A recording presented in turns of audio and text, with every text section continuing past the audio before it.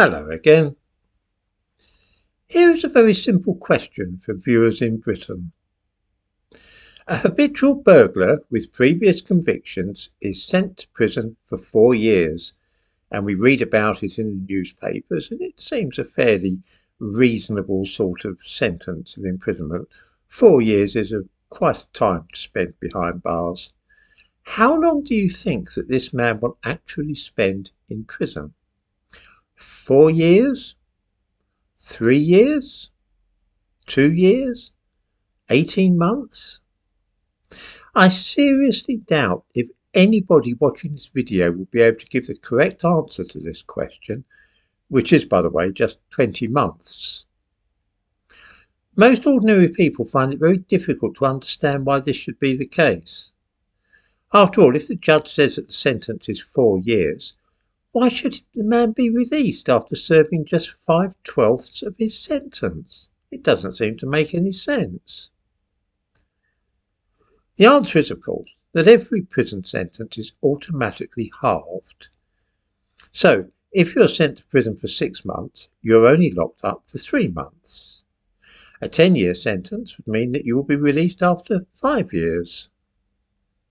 If your sentence is 4 years or less, then another 4 months is automatically cut from your sentence in addition to the half which has already been remitted.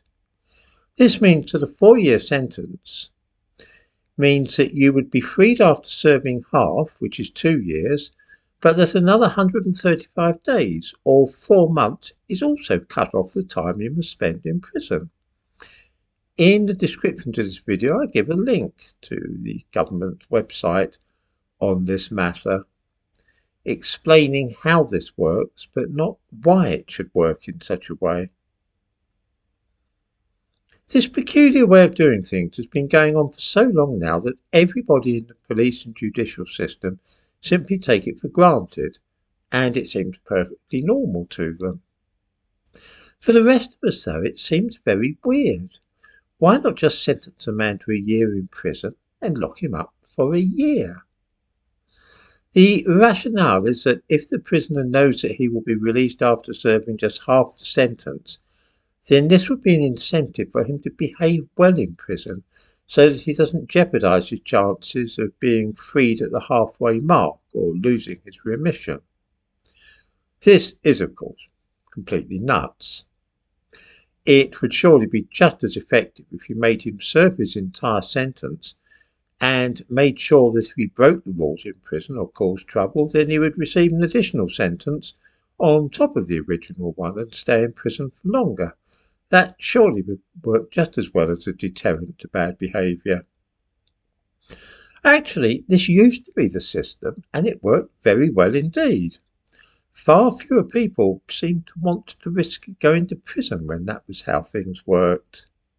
In the description to this video, I give another link which shows the proportion of people in prison from 1900 up until last year. In 1941, for example, there were 38 prisoners per 100,000 of the population. Last year, this had risen to 168 rather, per 100,000. It seems that people are a lot less scared of going to prison these days than they used to be. This might perhaps be because they know that sentences are shorter and conditions better. The confusion surrounding how long men will actually remain in prison is irritating for the average citizen. He reads with satisfaction that some vicious thug has been sentenced to 10 years imprisonment, and it hardly crosses his mind that this actually means just 5 years. Nobody in the government wishes to alter this absurd state of affairs for the most practical of reasons. We simply don't have any more space in our prisons for criminals, and it's much easier just to let them go as soon as the public have forgotten about them. With over 80,000 people currently being held, it would be disastrous for the system if sentences were to be increased, or if the actual sentences imposed by the courts were to be followed to the letter. The whole practical aim of current penal theory in Britain is to let people out as soon as is humanly possible in order to make room for the next batch of prisoners. The result of all these early releases is that criminals being threatened with harsh sentences know that they really mean nothing, because at most they'll serve just half the length of imprisonment to which they were sentenced. For the rest of us, it can be frustrating when we suddenly realise that what might have been a pretty tough punishment turns out in practice to be far more feeble than we at first thought.